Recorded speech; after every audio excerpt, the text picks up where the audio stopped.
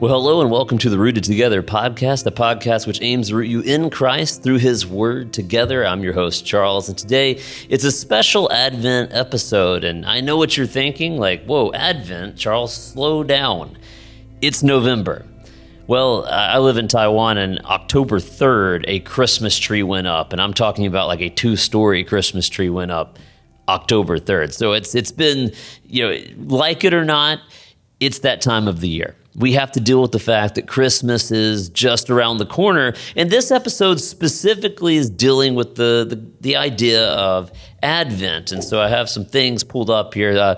Advent is a wonderful season. It's one of my favorite ones, in fact. I love Advent. It is the looking forward to and the longing for the coming of Christ as a baby, and then looking forward to His return triumphantly. And so I love the Advent season, and there's so many practices that you could do for Advent. And so I want to walk through some of those. And one of my favorite Advent things, and the reason why I'm doing this episode in November, is because you need to buy this thing before December 1st, because that's when Advent begins, right? And it is Advent blocks by the goodkind.shop. And I know what you're saying. You're selling me things. No, I'm not sponsored by them. They're not a sponsor of this video or the podcast, but I have loved using their Advent blocks over the last, 3 years. Highly recommend it. My kids love it.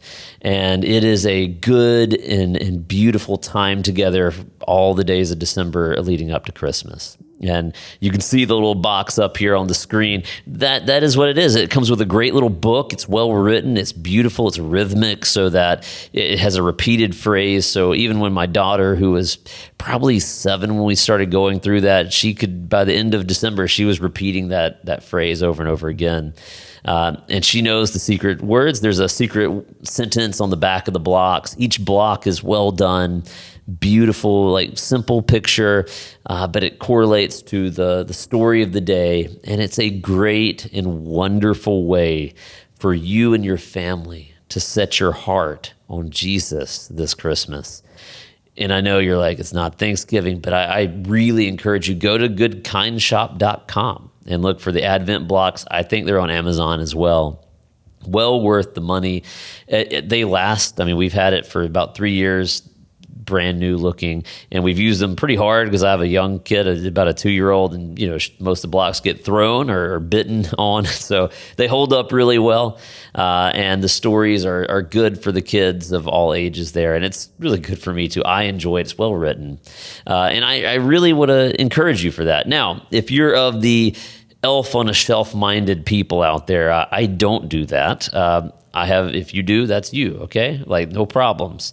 But if you're looking for a more Christian solution to elf on a shelf, if you're looking for something that says, like, that's going to help get your kids' hearts on focus on Christ this Advent, but you want to do it in a way that's very reminiscent of elf on a shelf, well, there is a thing for that. It is called the Shepherd on a Search, and you can find it on the shepherdonAsearch.com. It's basically Elf on a Shelf, but for Christians. That's the best way I could put it. No, I mean, there's nothing wrong if you do Elf on a Shelf. I don't, because I don't want to torture myself for 25 days. But this is one where you take the shepherd. He's a little stuffed shepherd, a lot like the elf, and you hide him around your house. And it comes with a little devotional for the day. And I think that part's great. I think I had a friend, they did this last year or 2 years ago, and they have 2 sons. So this couple has 2 sons, and they would hide the shepherd around the house, and the competition was when they wake up, the first one to find the shepherd, right, gets to hold it during the story time. And their boys are competitive, so that worked like really well. And that's kind of how you do it. You can hide it. They can touch the shepherd. I mean, I think it's kind of fun to hide it, and they find it. A fun element for your kids to look forward to in the day. A lot easier for you as a parent. It doesn't have to be elaborate. Just put it somewhere in the house and have them look for it. And of course, every day the idea is that it gets closer and closer to the manger.